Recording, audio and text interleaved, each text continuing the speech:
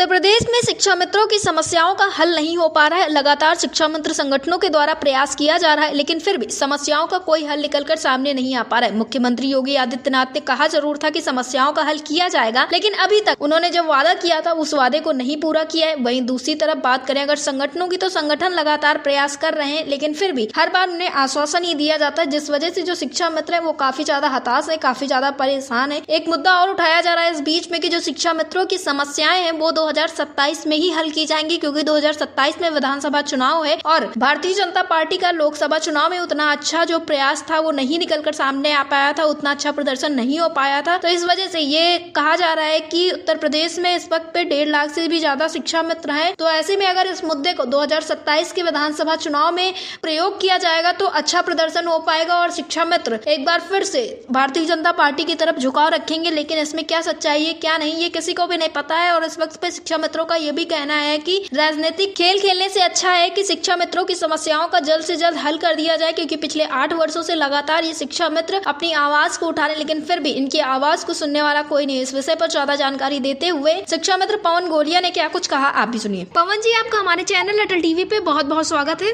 पवन जी, जैसा कि देखने को मिल रहा है जब भी शिक्षा मित्रों के मुद्दे पे किसी भी नेता या अधिकारी से बात करें तो उनका लगातार यही कहना होता है कि जो समस्याएं हैं वो तो हल हो रही हैं, लेकिन अगर समस्याएं हल हो रही हैं तो वो जमीनी स्तर पे क्यों नहीं दिखाई दे रही। सबसे बड़ा सवाल यही खड़ा हो रहा है।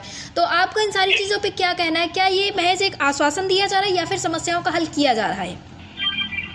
देखिए, मैं ये कहना चाहता हूँ जी कि अभी तक जो भी मैं पहले भी कह चुका हूँ जी कि जो समस्या का समाधान है वो माननीय मुख्यमंत्री जी को करना है जी, और जो संवैधानिक पदों पर बैठे लोग हैं जी, जो प्रमुख सचिव हैं उनको करना जी, एक लंबे समय से किसी भी अधिकारीगण जी, या माननीय मंत्रीगण ने जी, सार्वजनिक घोषणा ये नहीं की कि हम शिक्षा मित्रों की समस्या का समाधान करेंगे या करने जा रहे हैं। जी, हमारे जितने भी नेता हैं जी, या उनके प्रतिनिधि मंडल हैं, जी, वो रोज उनसे मुलाकात करते हैं, उनको ज्ञापन देते हैं, मेमोरेंडम देते हैं जी, और अपने साथियों के बीच में आकर पूरे आश्वासित करते हैं जी, कि सरकार हमारा समाधान करने जा रही है। जी, अभी ये जो समाधान की चर्चा है जी, जो सिर्फ हमारे शिक्षा मित्र साथियों द्वारा जी, फैलाई जा रही है। जी, किसी भी नेता ने, किसी भी मंत्री ने,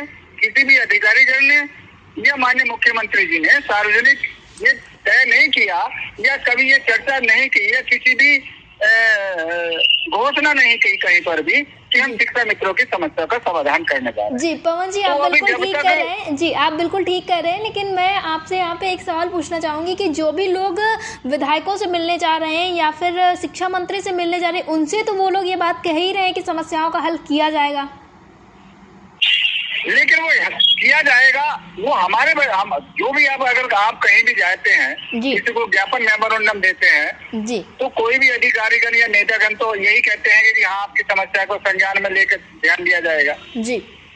और सबसे बड़ी गलती ये है कि हमारी जो लीडरशिप है जी, हमारी जो संगठनात्मक लीडरशिप है वो हमको पूरा आश्वासित करती है जी, उनकी ये कमी है, जबकि उनको ये कहना था कि भाई हमको सरकार ने आश्वासित किया है, अब कब करेंगे इसे होने की जिम्मेदारी है।